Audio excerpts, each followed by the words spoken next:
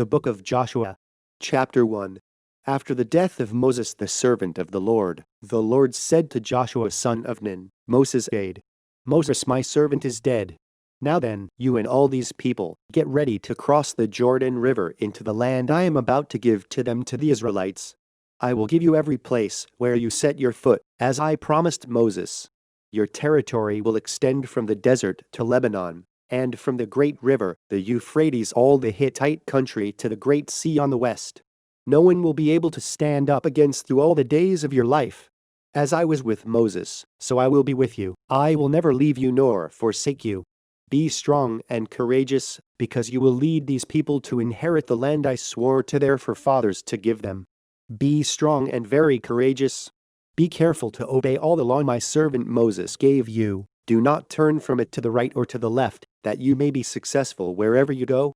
Do not let this book of the law depart from your mouth. Meditate on it day and night, so that you may be careful to do everything written in it. Then you will be prosperous and successful.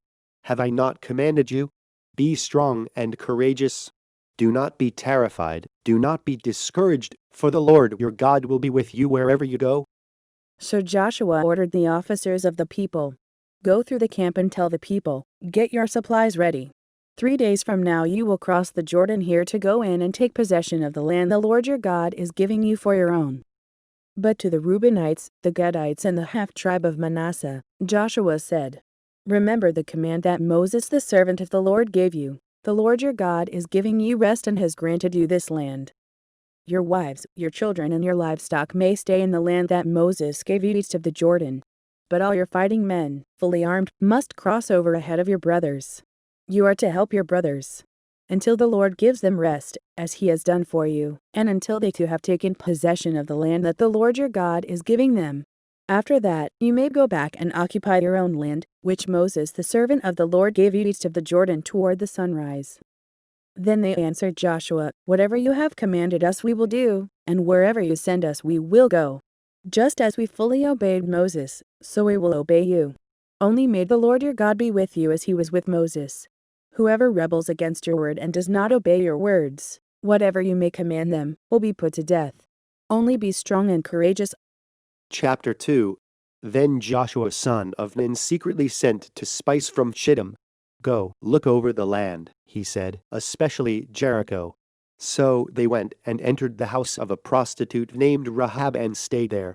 The king of Jericho was told, Look, some of the Israelites have come here tonight to spy out the land. So the king of Jericho sent this message to Rahab, Bring out the men who came to you and entered your house, because they have come to spy out the whole land. But the woman had taken the 2 men and hidden them.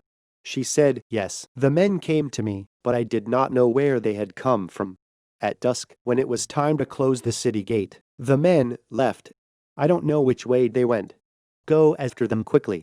You may catch up with them. But she had taken them up to the roof and hidden them under the stalks of flax she had laid out on the roof. So the men set out in pursuit of the spies on the road that leads to the fords of the Jordan, and as soon as the pursuers had gone out, the gate was shut. Before the spies lay down for the night, she went up on the roof and said to them, I know that the Lord has given this land to you and that a great fear of you has fallen on us, so that all who live in this country are melting in fear because of you. We have heard how the Lord dried up the water of the Red Sea for you when you came out of Egypt, and what you did to Sihon and Og, the 2 kings of the Amorites east of the Jordan, whom you completely destroyed. When we heard of it, our hearts melted and everyone's courage failed because of you. For the Lord your God is God in heaven above and on the earth below. Now then, please swear to me by the Lord that you will show kindness to my family, because I have shown kindness to you. Give me a sure sign That you will spare the lives of my father and mother, my brothers and sisters, and all who belong to them, and that you will save us from death. Our lives for your lives.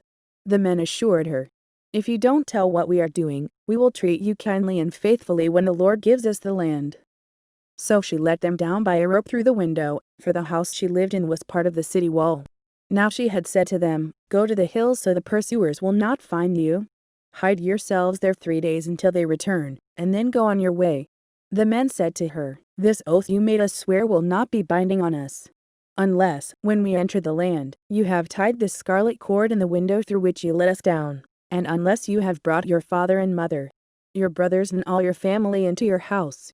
If anyone goes outside your house into the street, his blood will be on his own head. We will not be responsible. As for anyone who is in the house with you, his blood will be on our head if the hand is laid on him. But if you tell what we are doing, we will be released from the oath you made us swear." "Agreed," she replied. "Let it be as you say." So she sent them away and they departed. And she tied the scarlet cord in the window. When they left, they went into the hills and stayed there 3 days, until the pursuers had searched all along the road and returned without finding them. Then the 2 men started back. They went down out of the hills, forded the river, and came to Joshua son of Nun and told him everything that had happened to them. They said to Joshua, "The Lord has surely given the whole land into our hands. All the people are melting in fear because of us." Chapter 3. Early in the morning Joshua and all the Israelites set out from Shittim and went to the Jordan, where they camped before crossing over. After 3 days the officers went throughout the camp, giving orders to the people. "When you see the ark of the covenant of the Lord your God, and the priests, who are Levites, carrying it, you are to move out from your positions and follow it. Then you will know which way to go, since you have never been this wide before. But keep a distance of about 1,000 yards between you and the ark. Do not go near it." Joshua told the people, "Consecrate yourselves, for tomorrow the Lord will do amazing things among you." Joshua said to the priests, "Take up the ark of the covenant and pass on ahead of the people." So they took it up and went ahead of them. And the Lord said to Joshua, "Today I will begin to exalt you in the eyes of all Israel, so they may know that I am with you as I was with Moses. Tell the priests who carry the ark of the covenant, when you reach the edge of the Jordan's waters, go and stand in the river." Joshua said to the Israelites, "Come here and listen to the words of the Lord your God. "This is how you will know that the living God is among you and that he will certainly drive out before you the Canaanites, Hittites, Hivites, Perizzites, Girgashites, Amorites, and Jebusites. See, the ark of the covenant of the Lord of all the earth will go into the Jordan ahead of you. Now then, choose 12 men from the tribes of Israel, 1 from each tribe. And as soon as the priests who carry the ark of the Lord of all the earth, set foot in the Jordan, its waters flowing downstream will be cut off and stand up in a heap." So when the people broke camp to cross the Jordan, the priests carrying the ark of the covenant went ahead of them. Now the Jordan is at flood stage while during harvest. Yet as soon as the priests who carried the ark reached the Jordan and their feet touched the water's edge, the water from upstream stopped flowing. It piled up in a heap a great distance away, at a town called Edom in the vicinity of Zarethan, while the water flowing down to the sea of the Arabah was completely cut off. So the people crossed over opposite Jericho. The priests who carried the ark of the covenant of the Lord stood firm on dry ground in the middle of the Jordan, while all Israel passed by until the whole nation had completed the crossing on dry ground. Chapter 4. When the whole nation had finished crossing the Jordan, the Lord said to Joshua, "Choose 12 men from among the people, 1 from each tribe, and tell them to take up 12 stones from the middle of the Jordan from right where the priests stood, and to carry them over with you and put them down at the place where you stay tonight." So Joshua called together the 12 men he had appointed from the Israelites, 1 from each tribe, and said to them, "Go over before the ark of the Lord your God into the middle of the Jordan. Each of you is to take up a stone on his shoulder, according to the number of the tribes of the Israelites, to serve as a sign among you. In the future, when your children ask you, 'What do these stones mean?' tell them that the flow of the Jordan was cut off before the ark of the covenant of the Lord. When it crossed the Jordan, the waters of the Jordan were cut off. These stones are to be a memorial to the people of Israel forever." So the Israelites did as Joshua commanded them. They took 12 stones from the middle of the Jordan, according to the number of the tribes of the Israelites, as the Lord had told Joshua, and they carried them over with them to their camp, where they put them down. Joshua set up the 12 stones that had been in the middle of the Jordan at the spot where the priests who carried the ark of the covenant had stood, and they are there to this day. Now the priests who carried the ark remained standing in the middle of the Jordan until everything the Lord had commanded Joshua was done by the people, just as Moses had directed Joshua. The people hurried over. And as soon as all of them had crossed, the ark of the Lord and the priests came to the other side while the people watched. The men of Reuben, Gad, and the half-tribe of Manasseh crossed over, armed, in front of the Israelites, as Moses had directed them. About 40,000 armed for battle crossed over before the Lord to the plains of Jericho for war. That day the Lord exalted Joshua in the sight of all Israel, and they revered him all the days of his life, just as they had revered Moses. Then the Lord said to Joshua, "Command the priests carrying the ark of the testimony to come up out of the Jordan." So Joshua commanded the priests, "Come up out of the Jordan." And the priests came up out of the river carrying the ark of the covenant of the Lord. No sooner had they set their feet on the dry ground than the waters of the Jordan returned to their place and ran at flood stage as before.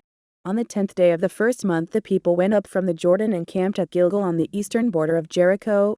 And Joshua set up at Gilgal the 12 stones they had taken out of the Jordan. He said to the Israelites, "In the future when your descendants ask their fathers, 'What do these stones mean?' tell them, Israel crossed the Jordan on dry ground. For the Lord your God dried up the Jordan before you until you had crossed over. The Lord your God did to the Jordan just what he had done to the Red Sea when he dried it up before us until we had crossed over. He did this so that all the peoples of the earth might know that the hand of the Lord is powerful and so that you might always fear the Lord your God." Chapter 5. Now when all the Amorite kings west of the Jordan and all the Canaanite kings along the coast heard how the Lord had dried up the Jordan before the Israelites until we had crossed over, their hearts melted and they no longer had the courage to face the Israelites. At that time the Lord said to Joshua, "Make flint knives and circumcise the Israelites again." So Joshua made flint knives and circumcised the Israelites at Jabesh Haraloth. Now this is why he did so. All those who came out of Egypt, all the men of military age died in the desert on the way after leaving Egypt. All the people that came out had been circumcised, but all the people born in the desert during the journey from Egypt had not. The Israelites had moved about in the desert 40 years until all the men who were of military age when they left Egypt had died, since they had not obeyed the Lord. For the Lord had sworn to them that they would not see the land that he had solemnly promised their fathers to give us, a land flowing with milk and honey. So he raised up their sons in their place, and these were the ones Joshua circumcised. They were still uncircumcised because they had not been circumcised on the way. And after the whole nation had been circumcised, they remained where they were encamped until they were healed. Then the Lord said to Joshua, "Today I have rolled away the reproach of Egypt from you." So the place has been called Gilgal to this day. On the evening of the 14th day of the month, while camped at Gilgal on the plains of Jericho, the Israelites celebrated the Passover. The day after the Passover, that very day, they ate some of the produce of the land, unleavened bread and roasted grain. The manna stopped the day after they ate this food from the land. There was no longer any manna for the Israelites, but that year they ate of the produce of Canaan. Now when Joshua was near Jericho, he looked up and saw a man standing in front of him with a drawn sword in his hand. Joshua went up to him and asked, "Are you for us or for our enemies?" "Neither," he replied, "but as commander of the army of the Lord I have now come." Then Joshua fell face down to the ground in reverence, and asked him, "What message does my Lord have for his servant?" The commander of the Lord's army replied, "Take off your sandals, for the place where you are standing is holy." And Joshua did so. Chapter 6. Now Jericho was tightly shut up because of the Israelites. No one went out and no one came in. Then the Lord said to Joshua, "See, I have delivered Jericho into your hands, along with its king and its fighting men. March around the city once with all the armed men. Do this for 6 days. Have 7 priests carry trumpets of ram's horns in front of the ark. On the 7th day, march around the city 7 times, with the priests blowing the trumpets. When you hear them sound a long blast on the trumpets, have all the people give a loud shout, then the wall of the city will collapse and the people will go up, every man straight in."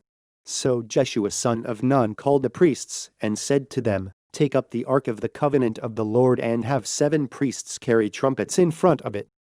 And he ordered the people, "Advance. March around the city, with the armed guard going ahead of the ark of the Lord."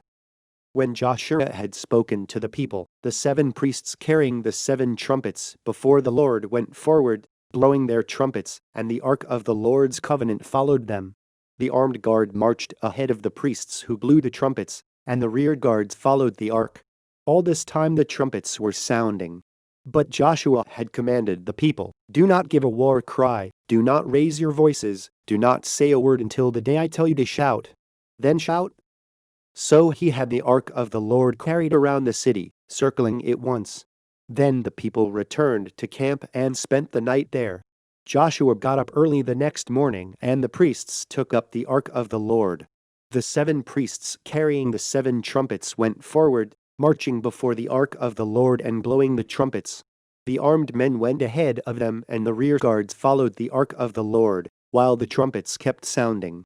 So on the 2nd day they marched around the city once and returned to the camp. They did this for 6 days. On the 7th day, they got up at daybreak and marched around the city 7 times in the same manner, except that on that day they circling the city 7 times. The 7th time around, when the priests sounded the trumpet blast, Joshua commanded the people, "Shout, for the Lord has given you the city. The city and all that is in it are to be devoted to the Lord.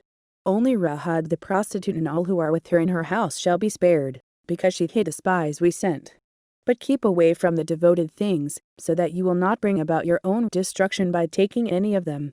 Otherwise you will make the camp of Israel liable to destruction and bring trouble on it. All the silver and gold and the articles of bronze and iron are sacred to the Lord and must go into his treasury." When the trumpet sounded, the people shouted, and at the sound of the trumpet, when the people gave a loud shout, the wall collapsed, so every man charged straight in, and they took the city. They devoted the city to the Lord and destroyed with the sword every living thing in it, men and women, young and old, cattle, sheep and donkeys. Joshua said to the 2 men who had spied out the land, "Go into the prostitute's house and bring her out and all who belong to her, in accordance with your oath to her." So the young men who had done this spying went in and brought out Rahab, her father and mother and brothers and all who belonged to her. They brought out her entire family and put them in a place outside the camp of Israel. Then they burned the whole city and everything in it, but they put the silver and gold and the articles of bronze and iron into the treasury of the Lord's house. But Joshua spared Rahab the prostitute, with her family and all who belonged to her, because she hid the men Joshua had sent as spies to Jericho, and she lives among the Israelites to this day. At that time Joshua pronounced this solemn oath, "Cursed before the Lord is the man who undertakes to rebuild this city, Jericho. At the cost of his firstborn son will he lay its foundations, at the cost of his youngest will he set up its gates." So the Lord was with Joshua, and his fame spread throughout the land. Chapter 7. But the Israelites acted unfaithfully in regard to the devoted things. Achan son of Carmi, the son of Zimri, the son of Zerah, of the tribe of Judah, took some of them. So the Lord's anger burned against Israel. Now Joshua sent men from Jericho to Ai, which is near Beth Aven to the east of Bethel, and told them, "Go up and spy out the region." So the men went up and spied out Ai. When they returned to Joshua, they said, "Not all the people will have to go up against Ai. Send 2,000 or 3,000 men to take it, and do not weary all the people, for only a few men are there." So about 3,000 men went up, but they were routed by the men of Ai, who killed about 36 of them. They chased the Israelites from the city gate as far as the stone quarries and struck them down on the slopes. At this the hearts of the people melted and became like water. Then Joshua tore his clothes and fell face down to the ground before the ark of the Lord, remaining there till evening. The elders of Israel did the same, and sprinkled dust on their heads. And Joshua said, "Ah, sovereign Lord, why did you ever bring this people across the Jordan to deliver us into the hands of the Amorites to destroy us? If only we had been content to stay on the other side of the Jordan. O Lord, what can I say, now that Israel has been routed by its enemies? The Canaanites and the other people of the country will hear about this, and they will surround us and wipe out our name from the earth. What then will you do for your own great name?" The Lord said to Joshua, "Stand up. What are you doing down on your face? Israel has sinned. They have violated my covenant, which I commanded them to keep. They have taken some of the devoted things. They have stolen. They have lied. They have put them with their own possessions. That is why the Israelites cannot stand against their enemies. They turn their backs and run because they have been made liable to destruction. I will not be with you anymore unless you destroy whatever among you is devoted to destruction. I will not be with you anymore unless you destroy whatever among you is devoted to destruction. Go, consecrate the people." Tell them, consecrate yourselves in preparation for tomorrow. For this is what the Lord, the God of Israel, says, that which is devoted is among you, O Israel. You cannot stand against your enemies until you remove it. In the morning, present yourselves tribe by tribe. The tribe that the Lord takes shall come forward clan by clan. The clan that the Lord takes shall come forward family by family, and the family that the Lord takes shall come forward man by man. He who is caught with the devoted things shall be destroyed by fire, along with all that belongs to him. He has violated the covenant of the Lord and has done a disgraceful thing in Israel. Early the next morning Joshua had Israel come forward by tribes, and Judah was taken. The clans of Judah came forward, and he took the Zerahites. He had the clan of the Zerahites come forward by families, and Zimri was taken. Joshua had his family come forward man by man, and Achan son of Carmi, the son of Zimri, the son of Zerah, of the tribe of Judah, was taken. Then Joshua said to Achan, "My son, give glory to the Lord, the God of Israel, and give him the praise. Tell me what you have done, do not hide it from me." Achan replied, "It is true. I have sinned against the Lord, the God of Israel. This is what I have done. When I saw in the plunder a beautiful robe from Babylonia, 200 shekels of silver and a wedge of gold weighing 50 shekels, I coveted them and took them. They are hidden in the ground inside my tent, with the silver underneath." So Joshua sent messengers, and they ran to the tent, and there it was, hidden in his tent, with the silver underneath. They took the things from the tent, brought them to Joshua and all the Israelites, and spread them out before the Lord. Then Joshua, together with all Israel, took Achan son of Zerah, the silver, the robe, the gold wedge, his sons and daughters, his cattle, donkeys and sheep, his tent and all that he had, to the valley of Achor. Joshua said, "Why have you brought this trouble on us? The Lord will bring trouble on you today." Then all Israel stoned him, and after they had stoned the rest, they burned them. Over Achan they heaped up a large pile of rocks, which remains to this day. Then the Lord turned from his fierce anger. Therefore that place has been called the Valley of Achor ever since. Chapter 8. Then the Lord said to Joshua, "Do not be afraid, do not be discouraged. Take the whole army with you, and go up and attack Ai. For I have delivered into your hands the king of Ai, his people, his city and his land. You shall do to Ai and its king as you did to Jericho and its king, except that you may carry off their plunder and livestock for yourselves. Set an ambush behind the city."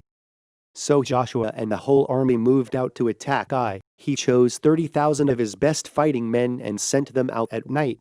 With these orders, listen carefully. You are to set an ambush behind the city. Don't go very far from it. All of you be on the alert. I and all those with me will advance on the city, and when the men come out against us, as they did before, we will flee from them.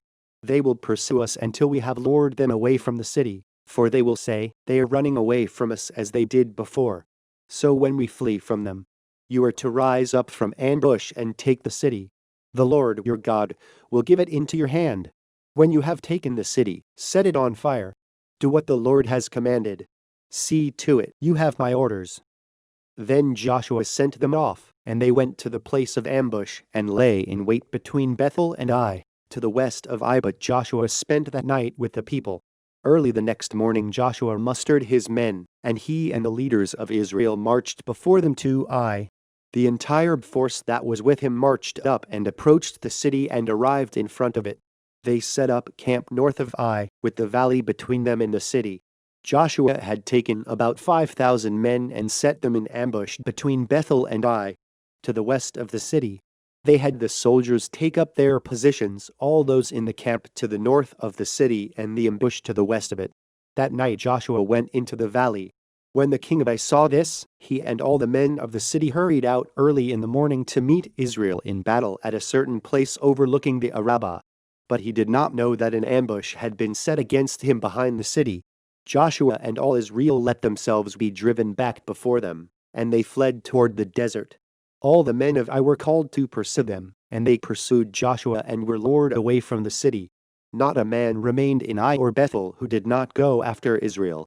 They left the city open and went in pursuit of Israel.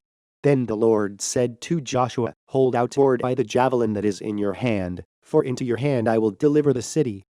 As soon as he did this, the men in the ambush rose quickly from their position and rushed forward. They entered the city and captured it and quickly set it on fire.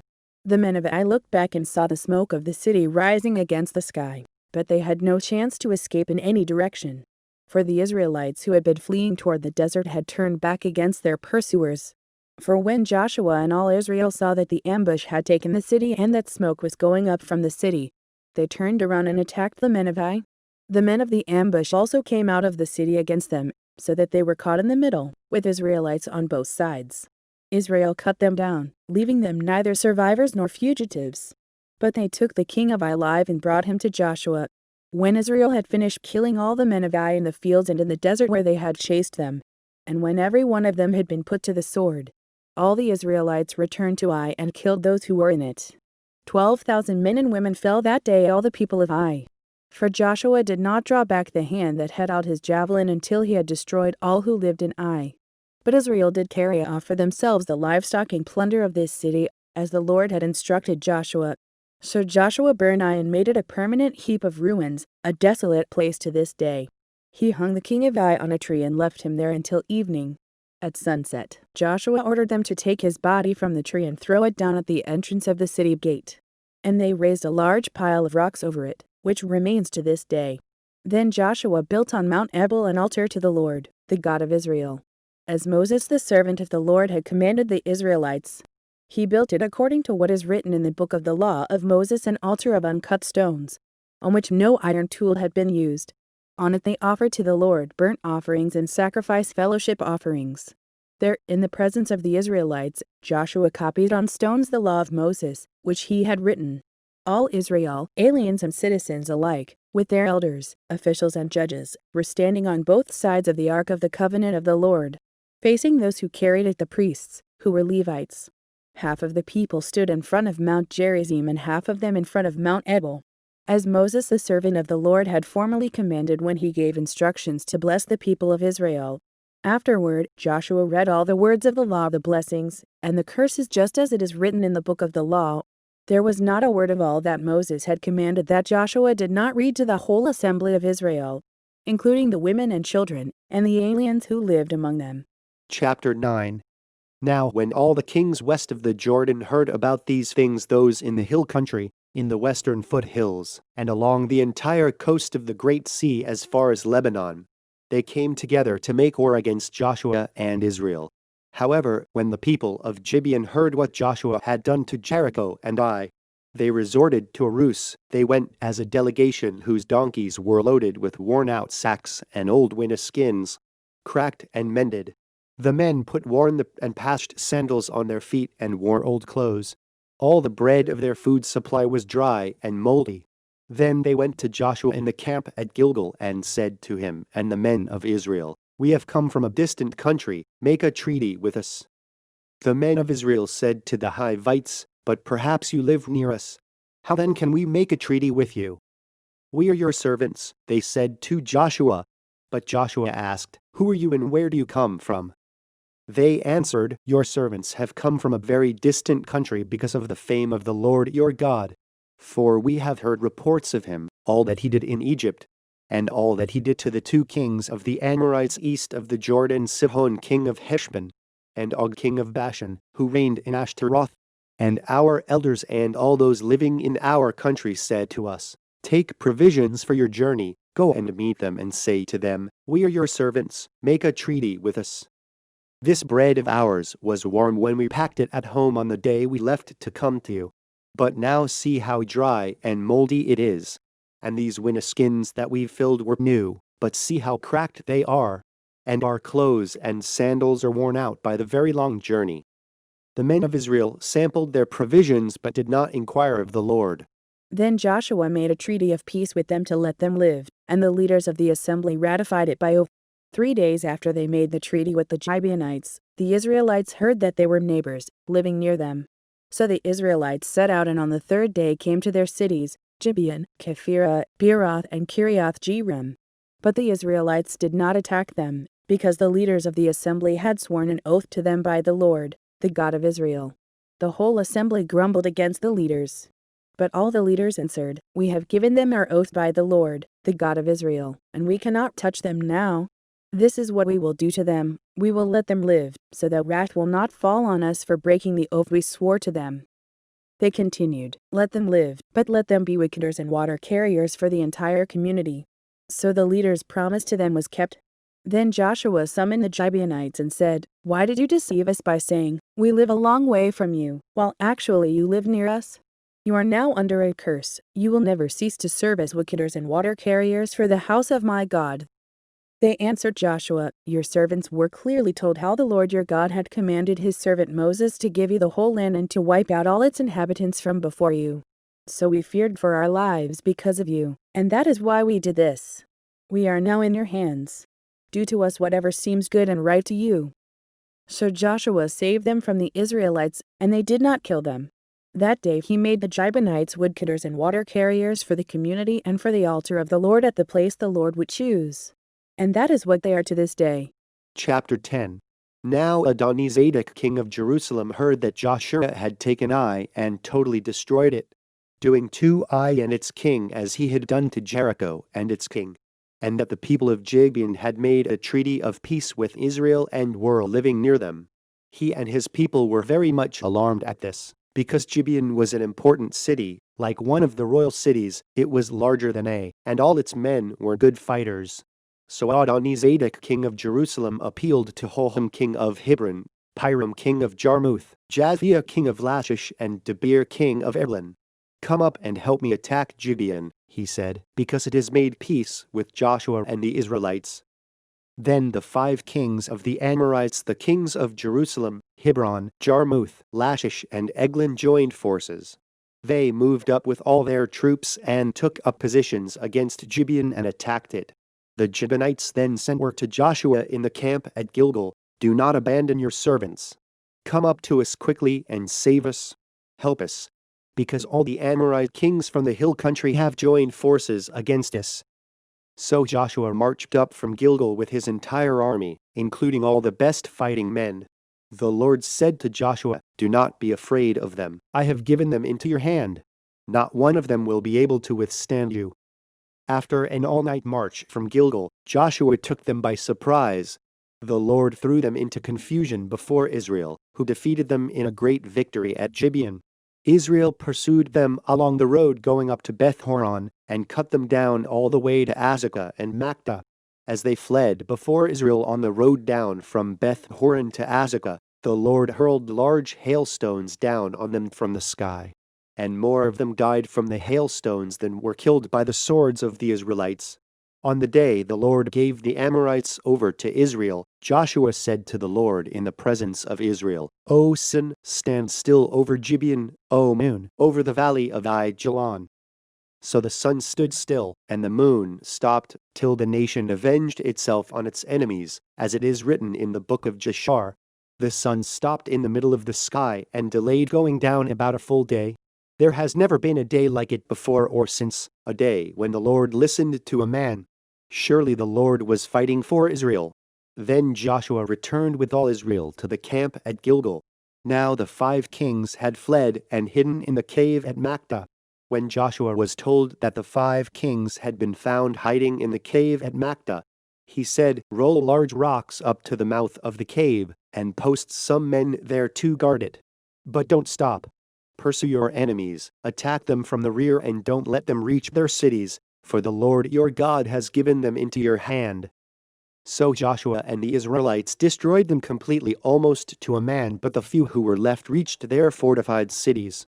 The whole army then returned safely to Joshua in the camp at Makdah, and no one uttered a word against the Israelites. Joshua said, "Open the mouth of the cave and bring those 5 kings out to me." So they brought the 5 kings out of the cave, the kings of Jerusalem, Hebron, Jarmuth, Lachish, and Eglon. When they had brought these kings to Joshua, he summoned all the men of Israel and said to the army commanders who had come with him, "Come here and put your feet on the necks of these kings." So they came forward and placed their feet on their necks. Joshua said to them, "Do not be afraid, do not be discouraged. Be strong and courageous. This is what the Lord will do to all the enemies you are going to fight." Then Joshua struck and killed the kings and hung them on 5 trees, and they were left hanging on the trees until evening. At sunset Joshua gave the order, and they took them down from the trees and threw them into the cave where they had been hiding. At the mouth of the cave they placed large rocks, which are there to this day. That day Joshua took Makkedah. He put the city and its king to the sword and totally destroyed everyone in it. He left no survivors. And he did to the king of Makkedah as he had done to the king of Jericho. Then Joshua and all Israel with him moved on from Makkedah to Libnah and attacked it. The Lord also gave that city and its king into Israel's hand. The city and everyone in it Joshua put to the sword. He left no survivors there. And he did to its king as he had done to the king of Jericho. Then Joshua and all Israel with him moved on from Libnah to Lachish. He took up positions against it and attacked it. The Lord handed Lachish over to Israel, and Joshua took it on the second day. The city and everyone in it he put to the sword, just as he had done to Libnah. Meanwhile, Horam king of Gezer had come up to help Lachish, but Joshua defeated him and his army until no survivors were left. Then Joshua and all Israel with him moved on from Lachish to Eglon. They took up positions against it and attacked it. They captured it that same day and put it to the sword and totally destroyed everyone in it, just as they had done to Lachish. Then Joshua and all Israel with him went up from Eglon to Hebron and attacked it. They took the city and put it to the sword, together with its king, its villages and everyone in it. They left no survivors. Just as at Eglon, they totally destroyed it and everyone in it. Then Joshua and all Israel with him turned around and attacked Debir. They took the city, its king and its villages, and put them to the sword. Everyone in it they totally destroyed. They left no survivors. They did to Debir and its king as they had done to Libnah and its king and to Hebron. So Joshua subdued the whole region, including the hill of country, the Negev, the western foothills and the mountain slopes, together with all their kings. He left no survivors. He totally destroyed all who breathed, just as the Lord, the God of Israel, had commanded. Joshua subdued them from Kadesh Barnea to Gaza and from the whole region of Goshen to Gibeon. All these kings and their lands Joshua conquered in one campaign, because the Lord, the God of Israel, fought for Israel. Then Joshua returned with all Israel to the camp at Gilgal. Chapter 11. When Jabin king of Hazor heard of this, he sent word to Jobab king of Madon, to the kings of Shimron and Akshaph, and to the northern kings who were in the mountains, in the Adda south of Kinnereth, in the western foothills and in Naphath Dor on the west, to the Canaanites in the east and west, to the Amorites, Hittites, Perizzites, and Jebusites in the hill country, and to the Hivites below Hermon in the region of Mitzpah. They came out with all their troops and a large number of horses and chariots, a huge army, as numerous as the sand on the seashore. All these kings joined forces and made camp together at the waters of Merom to fight against Israel. The Lord said to Joshua, "Do not be afraid of them, because by this time tomorrow I will hand all of them over to Israel, slain. You are to hamstring their horses and burn their chariots." So Joshua and his whole army came against them suddenly at the waters of Merom and attacked them, and the Lord gave them into the hand of Israel. They defeated them and pursued them all the way to Greater Sidon, to Misrephoth-maim, and to the valley of Mitzpah on the east, until no survivors were left. Joshua did to them as the Lord had directed. He hamstrung their horses and burned their chariots. At that time Joshua turned back and captured Hazor and put its king to the sword. Everyone in it they put to the sword. They totally destroyed them, not sparing anything that breathed, and he burned up Hazor itself. Joshua took all these royal cities and their kings and put them to the sword. He totally destroyed them, as Moses, the servant of the Lord, had commanded. Yet Israel did not burn any of the cities built on their mountains except Hazor, which Joshua burned. The Israelites carried off for themselves all the plunder and livestock of these cities, but all the people they put to the sword until they completely destroyed them, not sparing anyone that breathed. As the Lord commanded his servant Moses, so Moses commanded Joshua, and Joshua did it. He left nothing undone of all that the Lord commanded Moses. So Joshua took this entire land, the hill country, all the Negev, the whole region of Goshen, the western foothills, the Arad and the mountains of Israel with their foothills. From Mount Halak, which rises toward Seir, to Baal-Gad in the valley of Lebanon below Mount Hermon. He captured all their kings and struck them down, putting them to death. Joshua waged war against all these kings for a long time. Except for the Hivites living in Gibeon, not one city made a treaty of peace with the Israelites, who took them all in battle. For it was the Lord himself who hardened their hearts to wage war against Israel, so that he might destroy them totally, exterminating them without mercy, as the Lord had commanded Moses. At that time Joshua went and destroyed the Anakites from the hill country, from Higron, Debir and Anab, from all the hill country of Judah, and from all the hill country of Israel. Joshua totally destroyed them and their towns. No Anakites were left in Israelite territory, only in Gaza, Gath and Ashdod did any survive. So Joshua took the entire land, just as the Lord had directed Moses, and he gave it as an inheritance to Israel according to their tribal divisions. Chapter 12. These are the kings of the land whom the Israelites had defeated and whose territory they took over east of the Jordan, from the Arnon Gorge to Mount Hermon, including all the eastern side of the Arabah. Sihon king of the Amorites, who reigned in Heshbon. He ruled from Aroer on the rim of the Arnon Gorge from the middle of the gorge to the Jabbok River, which is the border of the Ammonites. This included half of Gilead. He also ruled over the eastern Arabah from the Sea of Kinnereth to the Sea of the Arabah, to Beth Jeshimoth, and then southward below the slopes of Pisgah, and the territory of Og king of Bashan, one of the last of the Rephites, who reigned in Ashtaroth and Edrei. He ruled over Mount Hermon, Salekah, all of Bashan to the border of the people of Geshur and Makah, and half of Gilead to the border of Sihon king of Heshbon. Moses, the servant of the Lord, and the Israelites conquered them. And Moses, the servant of the Lord, gave their land to the Reubenites, the Gadites, and the half-tribe of Manasseh to be their possession. These are the kings of the land that Joshua and the Israelites conquered on the west side of the Jordan, from Baal-Gad in the valley of Lebanon to Mount Halak, which rises towards Seir. Their lands Joshua gave as an inheritance to the tribes of Israel according to their tribal divisions: the hill country, the western foothills, the Arabah, the mountain slopes, the desert, and the Negev. The king of Jericho won, the king of Ai won. The king of Jerusalem won, the king of Hebron won. The king of Jarmuth won, the king of Lachish won. The king of Eglon won, the king of Hasor won. The king of Debir won, the king of Geder won. The king of Hormah won, the king of Arad won. The king of Libnah won, the king of Adullam won. The king of Makdah won, the king of Bethel won.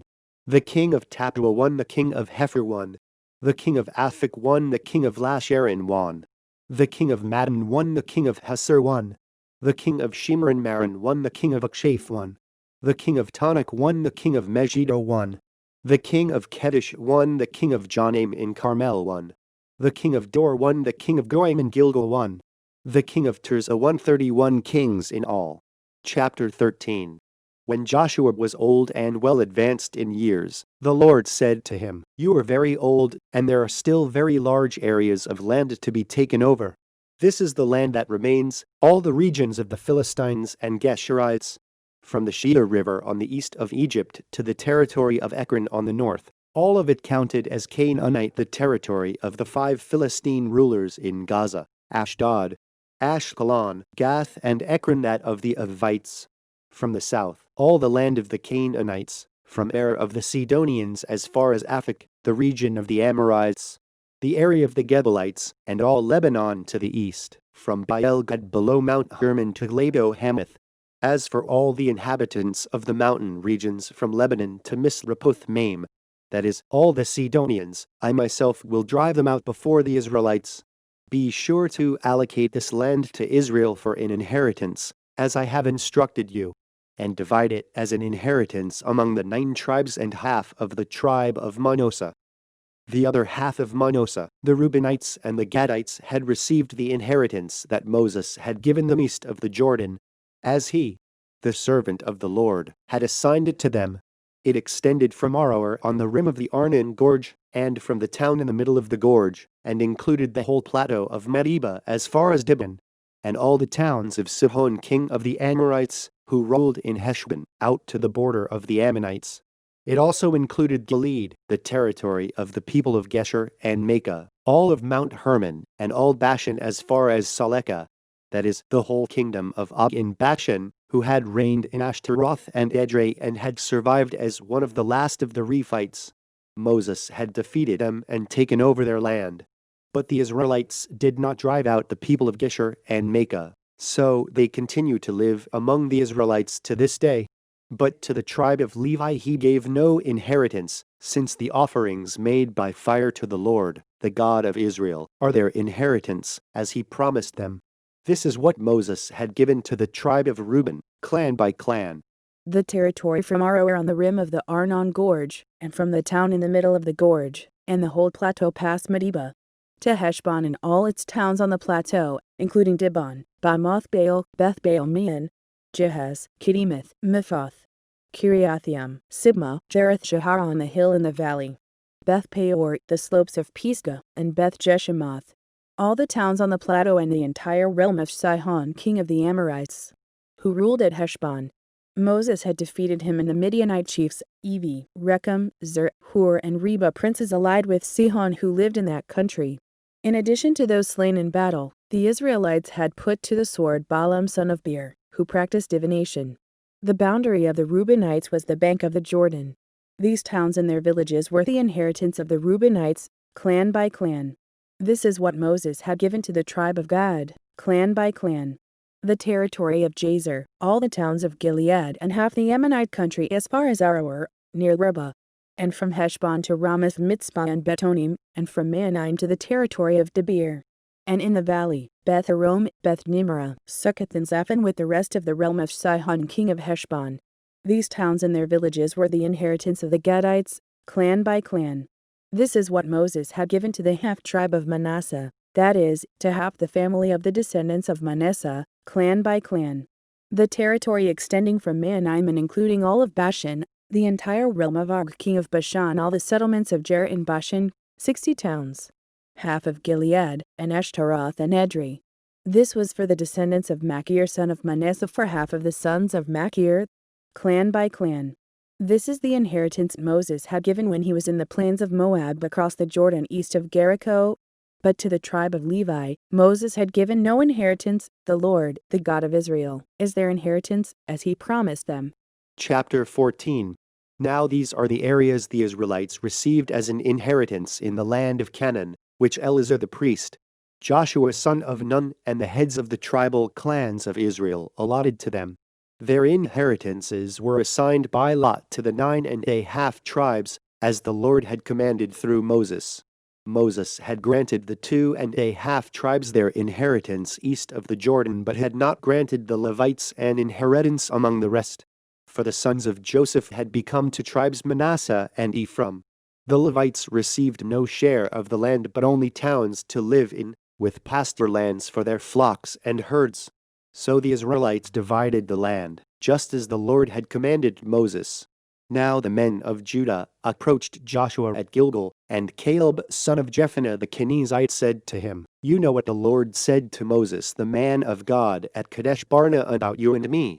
I was 40 years old when Moses, the servant of the Lord, sent me from Kadesh Barnea to explore the land. And I brought him back a report according to my convictions. But my brothers who went up with me made the hearts of the people melt with fear. I, however, followed the Lord my God wholeheartedly. So on that day Moses swore to me, the land on which your feet have walked will be your inheritance and that of your children forever, because you have followed the Lord my God wholeheartedly. Now then, just as the Lord promised, he has kept me alive for 45 years since the time he said this to Moses, while Israel moved about in the desert. So here I am today, 85 years old. I am still as strong today as the day Moses sent me out. I'm just as vigorous to go out to battle now as I was then. Now give me this hill country that the Lord promised me that day. You yourself heard then that the Anakites were there and their cities were large and fortified. But, the Lord helping me, I will drive them out just as he said." Then Joshua blessed Caleb son of Jephunneh and gave him Hebron as his inheritance. So Hebron has belonged to Caleb son of Jephunneh the Kenizzite ever since, because he followed the Lord, the God of Israel, wholeheartedly. Hebron used to be called Kiriath Arba after Arba, who was the greatest man among the Anakites. Then the land had rest from war. Chapter 15. The allotment for the tribe of Judah, clan by clan, extended down to the territory of Edom, to the desert of Zin in the extreme south. Their southern boundary started from the bay at the southern end of the Salt Sea, crossed south of Scorpion Pass, continued on to Zin and went over to the south of Kadesh Barnea. Then it ran past Hezron up to Adar and curved around to Karka. It then passed along to Asman and joined the Wadi of Egypt, ending at the sea. This is their southern boundary. The eastern boundary is the Salt Sea as far as the mouth of the Jordan. The northern boundary started from the Bay of the Sea at the mouth of the Jordan, went up to Beth Hogla and continued north of Beth Araba to the stone of Bohan son of Reuben. The boundary then went up to Dubir from the valley of Acre and turned north to Gilgal, which faces the pass of Adumim south of the gorge. It continued along to the waters of En-Shemesh and came out at En-Rogel. Then it ran up the valley of Ben-Hinnom along the southern slope of the Jebusite city.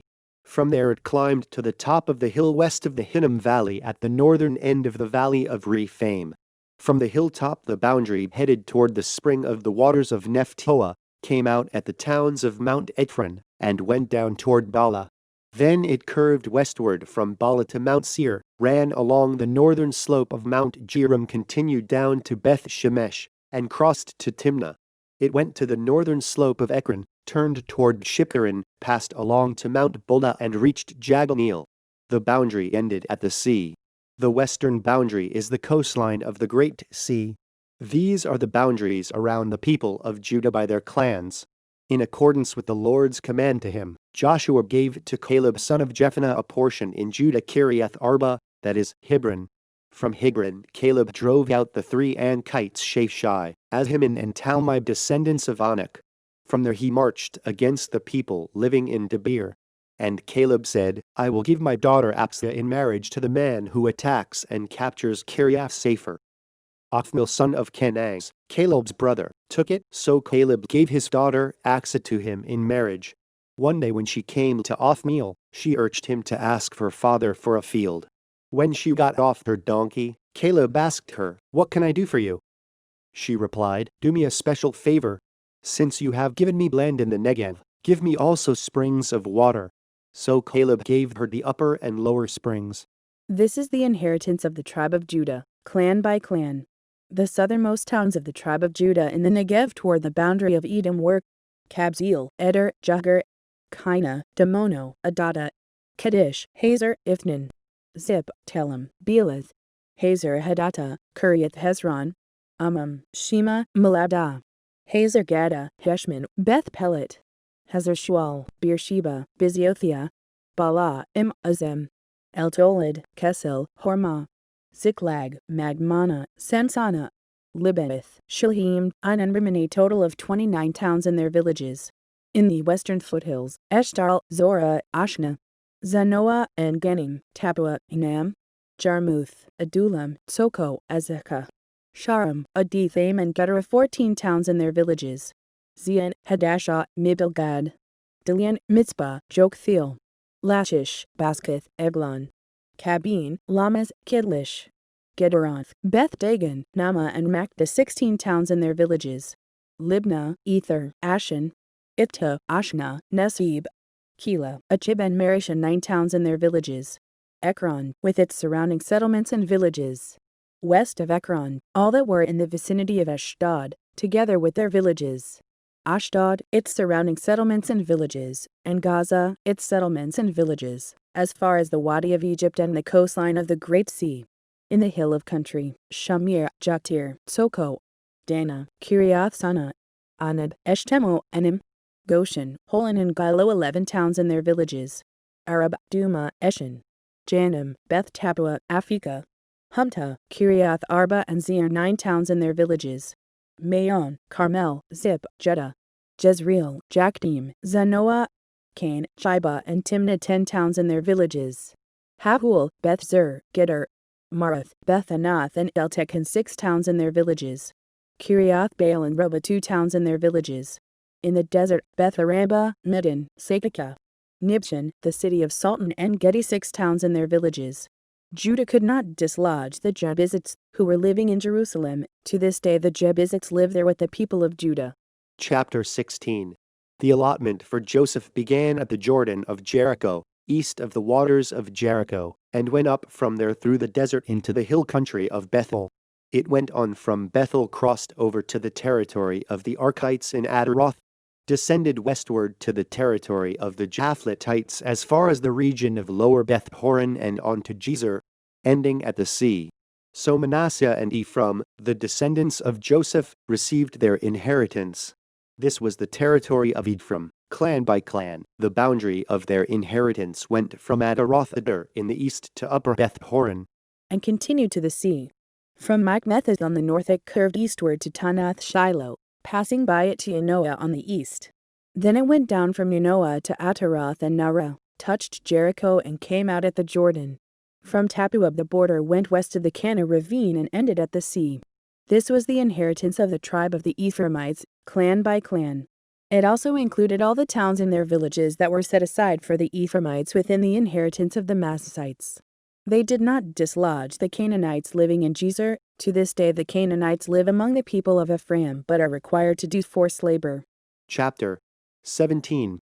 This was the allotment for the tribe of Manasseh as Joseph's firstborn, that is, for Machir, Manasseh's firstborn. Machir was the ancestor of the Gileadites, who had received Gilead and Bashan because the Machirites were great soldiers. So this allotment was for the rest of the people of Manasseh, the clans of Abiezer, Helek, Asriel, Shechem, Hepher, and Shemida. These are the other male descendants of Manasseh son of Joseph by their clans. Now Zelophehad son of Hepher, the son of Gilead, the son of Machir, the son of Manasseh, had no sons, but only daughters, whose names were Mahlah, Noah, Haglah, Milcah, and Tirzah.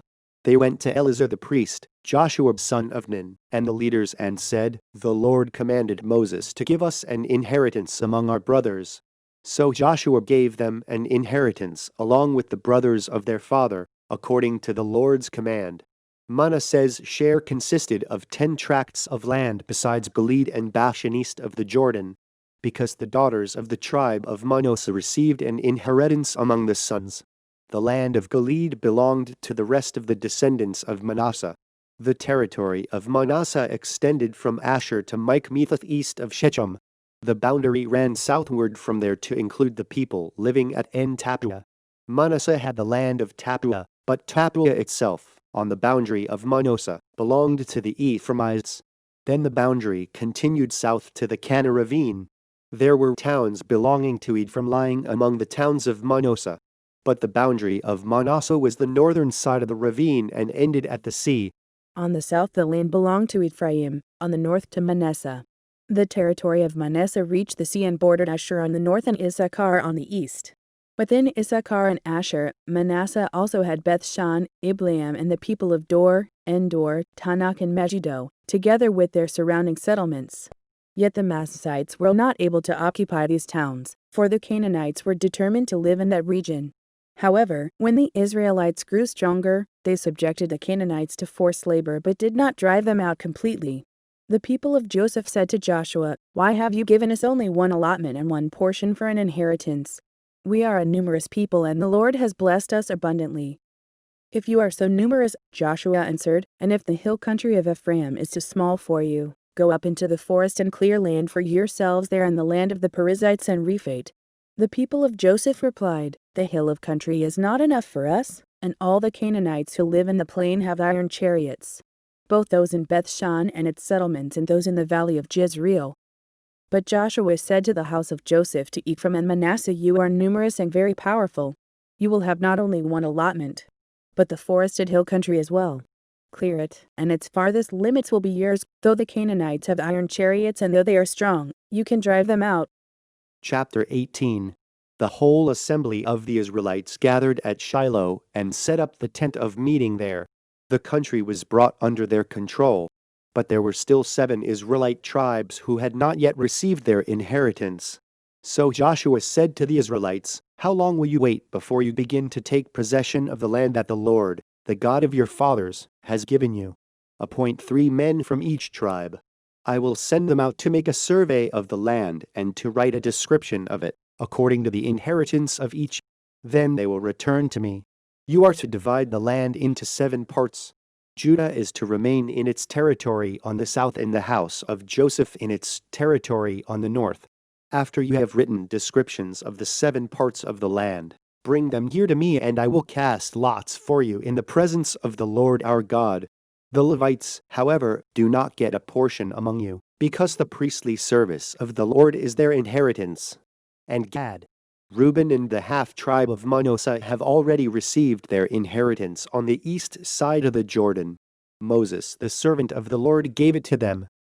As the men started on their way to map out the land, Joshua instructed them, "Go and make a survey of the land and write a description of it. Then return to me, and I will cast lots for you here at Shiloh in the presence of the Lord." So the men left and went through the land.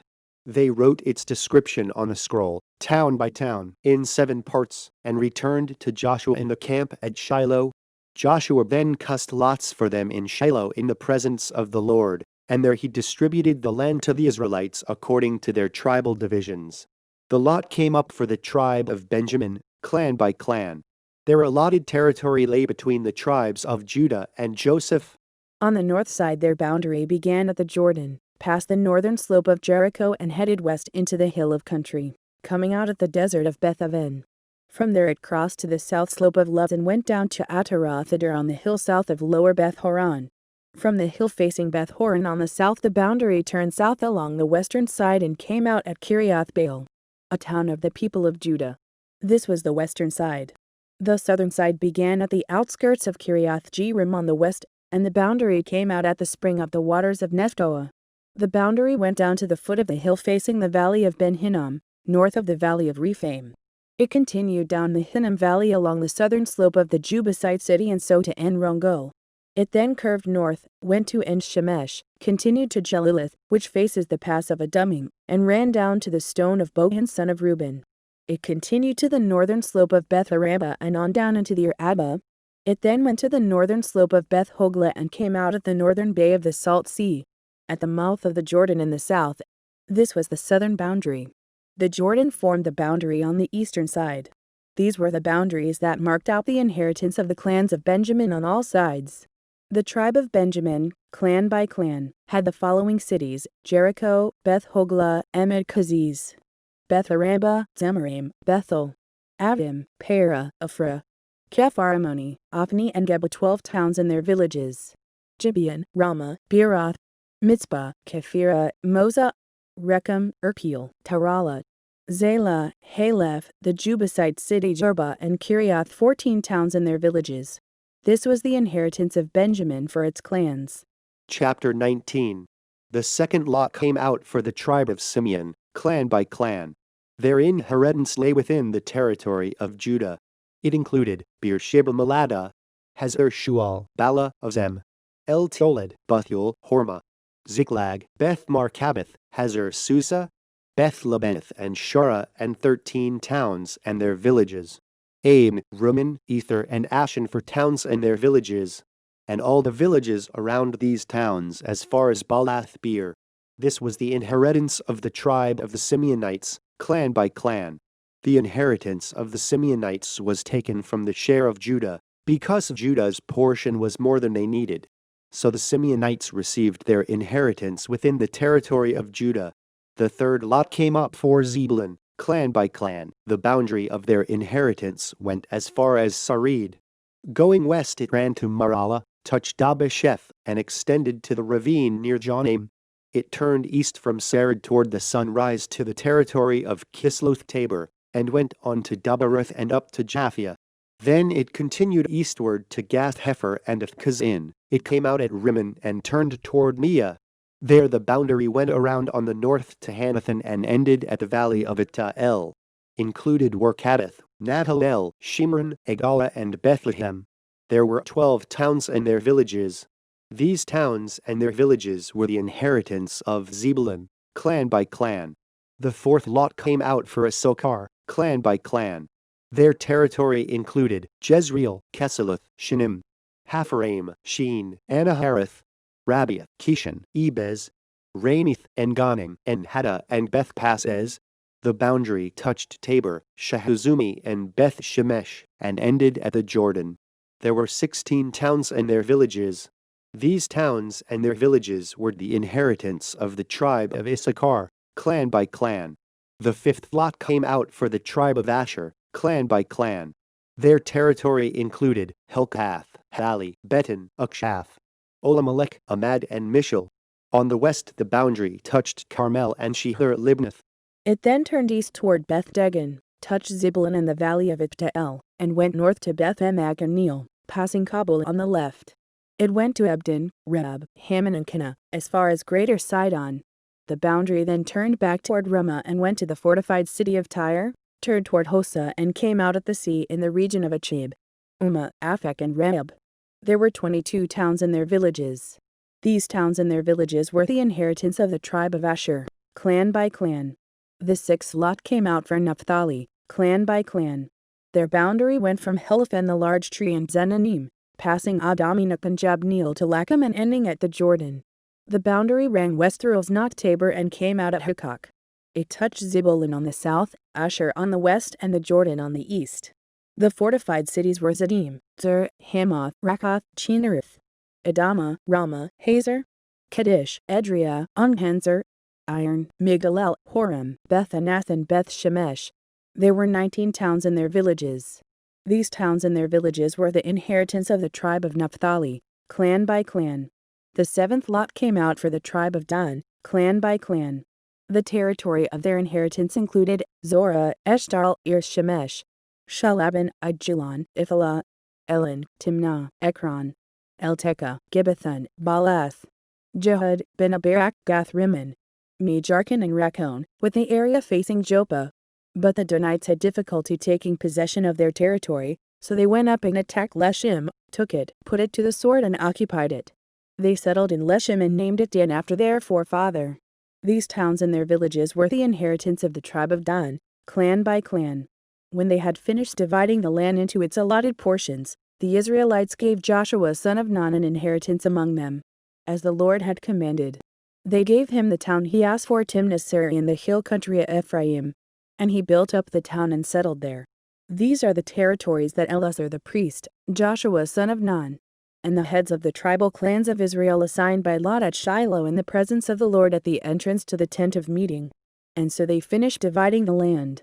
Chapter 20. Then the Lord said to Joshua, "Tell the Israelites to designate the cities of refuge, as I instructed you through Moses, so that anyone who kills a person accidentally and unintentionally may flee there and find protection from the avenger of blood. When he flees to one of these cities, he is to stand in the entrance of the city gate and state his case before the elders of that city. Then they are to admit him into their city and give him a place to live with them. If the avenger of blood pursues him, they must not surrender the one accused, because he killed his neighbor unintentionally and without malice aforethought. He is to stay in that city until he has stood trial before the assembly and until the death of the high priest who is serving at that time. Then he may go back to his own home in the town from which he fled." So they set apart Kadesh in Galilee in the hill country of Naphtali, Shechem in the hill country of Ephraim, and Kiriath Arba in the hill of country of Judah. On the east side of the Jordan of Jericho they designated Bezer in the desert on the plateau in the tribe of Reuben, Ramoth in Gilead in the tribe of Gad, and Golan and Bashan in the tribe of Manasseh. Any of the Israelites or any alien living among them who killed someone accidentally could flee to these designated cities, and not be killed by the avenger of blood prior to standing trial before the assembly. Chapter 21. Now the family heads of the Levites approached Eleazar the priest, Joshua son of Nun, and the heads of the other tribal families of Israel, at Shiloh in Canaan, and said to them, "The Lord commanded through Moses that you give us towns to live in, with pasture lands for our livestock." So, as the Lord had commanded, the Israelites gave the Levites the following towns and pasture lands out of their own inheritance. The first lot came out for the Kohathites, clan by clan. The Levites, who were descendants of Aaron the priest, were allotted 13 towns from the tribes of Judah, Simeon, and Benjamin.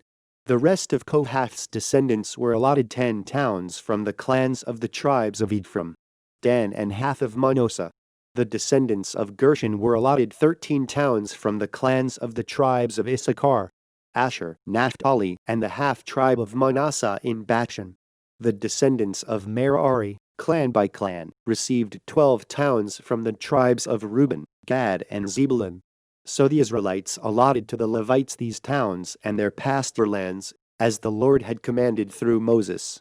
From the tribes of Judah and Simeon they allotted the following towns by name: These towns were assigned to the descendants of Aaron who were from the Kohathite clans of the Levites, because the first lot fell to them.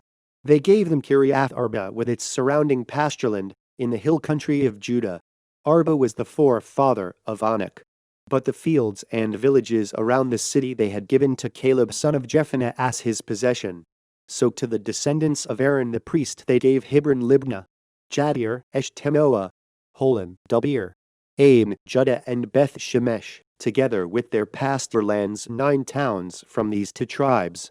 And from the tribe of Benjamin they gave them Gibeon, Geba, Anathoth and Almon, together with their pasture lands 4 towns. All the towns for the priests, the descendants of Aaron, were 13, together with their pasture lands. The rest of the Kohathite clans of the Levites were allotted towns from the tribe of Ephraim. In the hill country of Ephraim they were given Shechem and Gezer, Kibsaim and Beth Horon, together with their pasture lands 4 towns. Also from the tribe of Dan they received Eltekah, Gibbethon, Ajalon and Gath-Rimmon, together with their pasture lands 4 towns. From half the tribe of Manasseh they received Tanakh and Gath-Rimmon, together with their pasture lands 2 towns. All these 10 towns and their pasture lands were given to the rest of the Kohathite clans. The Levite clans of the Gershonites were given, from the half tribe of Manasseh, Golan and Bashan and Beeshterah, together with their pasture lands 2 towns. From the tribe of Issachar, Kishon, Daberath, Jarmuth and En-Ganim, together with their pasture lands 4 towns. From the tribe of Asher, Mishal, Abdon, Helkath and Rehab, together with their pasture lands 4 towns. From the tribe of Naphtali, Kedesh and Galilee, Hamath, Dor and Carden, together with their pasture lands 3 towns. All the towns of the Gershonite clans were 13, together with their pasture lands. The Merarite clans were given, from the tribe of Zebulun, Janim, Karta, Dimnah and Nahalal, together with their pasture lands 4 towns. From the tribe of Reuben, Bezer, Jahaz, Kedemoth and Mephoth, together with their pasture lands 4 towns. From the tribe of Gad, Ramoth and Gilead Manaim, Heshbon and Jazer, together with their pasture lands 4 towns in all. All the towns allotted to the Merarite clans, who were the rest of the Levites, were 12. The towns of the Levites and the territory held by the Israelites were 48 in all, together with their pasture lands. Each of these towns had pasture lands surrounding it. This was true for all these towns. So the Lord gave Israel all the land he had sworn to give their forefathers, and they took possession of it and settled there. The Lord gave them rest on every side, just as he had sworn to their forefathers. Not one of their enemies withstood them. The Lord handed all their enemies over to them. Not one of all the Lord's good promises to the house of Israel failed. Every one was fulfilled. Chapter 22. Then Joshua summoned the Reubenites, the Gadites, and the half-tribe of Manasseh, and said to them, "You have done all that Moses, the servant of the Lord, commanded, and you have obeyed me in everything I commanded. For a long time now to this very day you have not deserted your brothers, but have carried out the mission the Lord your God gave you. Now that the Lord your God has given your brothers rest as he promised, return to your homes in the land that Moses, the servant of the Lord, gave you on the other side of the Jordan. But be very careful to keep the commandment and the law that Moses, the servant of the Lord, gave you, to love the Lord your God, to walk in all his ways, to obey his commands, to hold fast to him, and to serve him with all your heart and all your soul." Then Joshua blessed them and sent them away, and they went to their homes. To the half-tribe of Manasseh Moses had given land in Bashan, and to the other half of the tribe Joshua gave land on the west side of the Jordan with their brothers. When Joshua sent them home, he blessed them, saying, "Return to your homes with your great wealth, with large herds of livestock, with silver, gold, bronze, and iron, and a great quantity of clothing, and divide with your brothers the plunder from your enemies." So the Reubenites, the Gadites, and the half-tribe of Manasseh left the Israelites at Shiloh in Canaan to return to Gilead, their own land, which they had acquired in accordance with the command of the Lord through Moses. When they came to Jelaloth near the Jordan in the land of Canaan, the Reubenites, the Gadites, and the half-tribe of Manasseh built an imposing altar there by the Jordan. And when the Israelites heard that they had built the altar on the border of Canaan at Jelaloth near the Jordan on the Israelite side, the whole assembly of Israel gathered at Shiloh to go to war against them. So the Israelites sent Phinehas son of Eleazar, the priest, to the land of Gilead to Reuben, Gad, and the half-tribe of Manasseh. With whom they sent 10 of the chief men, one for each of the tribes of Israel, each the head of a family division among the Israelite clans. When they went to Gilead to Reuben, Gad, and the half-tribe of Manasseh, they said to them, "The whole assembly of the Lord says, how could you break faith with the God of Israel like this? How could you turn away from the Lord and build yourselves an altar in rebellion against him now? Was not the sin of Peor enough for us? Up to this very day we have not cleansed ourselves from that sin, even though a plague fell on the community of the Lord. And are you now turning away from the Lord? If you rebel against the Lord today, tomorrow he will be angry with the whole community of Israel. If the land you possess is defiled, come over to the Lord's land, where the Lord's tabernacle stands, and share the land with us. But do not rebel against the Lord or against us by building an altar for yourselves, other than the altar of the Lord our God." When Achan son of Zerah acted unfaithfully regarding the devoted things, did not wrath come upon the whole community of Israel? He was not the only one who died for his sin. Then Reuben, Gad, and the half-tribe of Manasseh replied to the heads of the clans of Israel, "The mighty one, God, the Lord. The mighty one, God, the Lord. He knows. And let Israel know. If this has been in rebellion or disobedience to the Lord, do not spare us this day.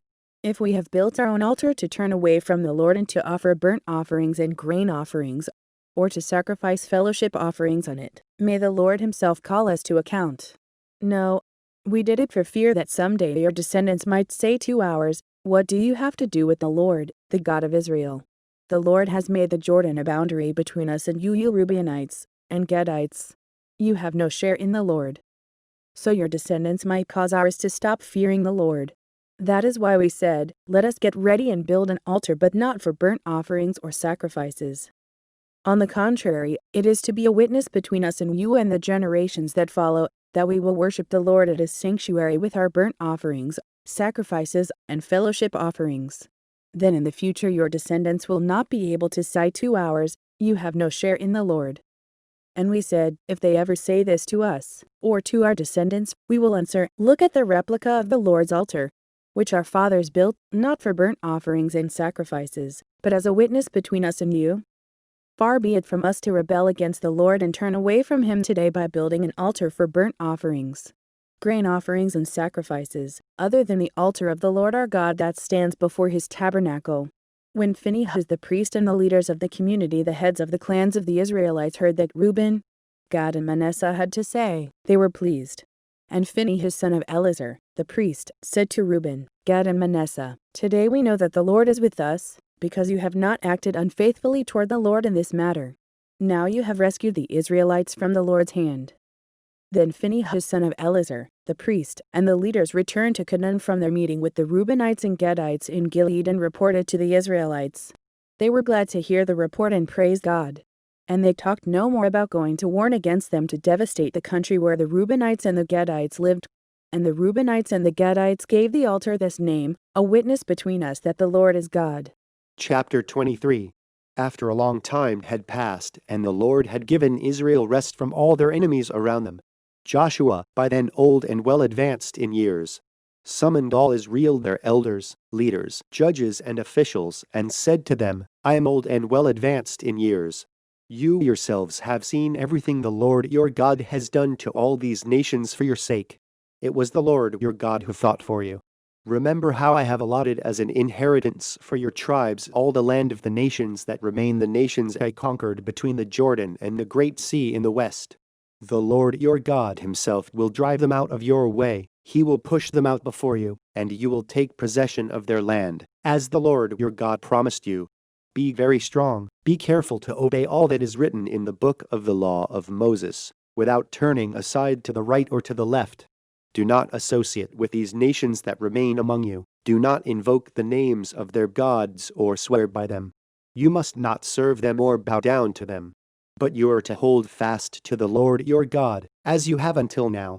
The Lord has driven out before you great and powerful nations. To this day no one has been able to withstand you. One of you routs 1,000, because the Lord your God fights for you, just as he promised. So be very careful to love the Lord your God. But if you turn away and ally yourselves with the survivors of these nations that remain among you, and if you intermarry with them and associate with them, Then you may be sure that the Lord your God will no longer drive out these nations before you. Instead, they will become snares and traps for you, whips on your backs and thorns in your eyes, until you perish from this good land which the Lord your God has given you. Now I am about to go the way of all the earth. You know with all your heart and soul that not one of all the good promises the Lord your God gave you has failed. Every promise has been fulfilled, not one has failed. But just as every good promise of the Lord your God has come true, so the Lord will bring on you all the evil he has threatened, until he has destroyed you from this good land he has given you. If you violate the covenant of the Lord your God, which he commanded you, and go and serve other gods and bow down to them, the Lord's anger will burn against you, and you will quickly perish from the good land he has given you. Chapter 24. Then Joshua assembled all the tribes of Israel at Shechem. He summoned the elders, leaders, judges, and officials of Israel, and they presented themselves before God. Joshua said to all the people, "This is what the Lord, the God of Israel, says. Long ago, your forefathers, including Terah the father of Abraham and Nahor, lived beyond the river and worshipped other gods. But I took your father Abraham from the land beyond the river and led him throughout Canaan and gave him many descendants. I gave him Isaac, and to Isaac I gave Jacob and Esau. I assigned the hill country of Seir to Esau, but Jacob and his sons went down to Egypt. Then I sent Moses and Aaron, and I afflicted the Egyptians by what I did there, and I brought you out. When I brought your fathers out of Egypt, you came to the sea, and the Egyptians pursued them with chariots and horsemen as far as the Red Sea. But they cried to the Lord for help, and he put darkness between you and the Egyptians. He brought the sea over them and covered them. You saw with your own eyes what I did to the Egyptians. Then you lived in the desert for a long time. I brought you to the land of the Amorites who lived east of the Jordan. They fought against you, but I gave them into your hands. I destroyed them from before you, and you took possession of their land. When Balak son of Zippor, the king of Moab, prepared to fight against Israel, he sent for Balaam son of Beor to put a curse on you.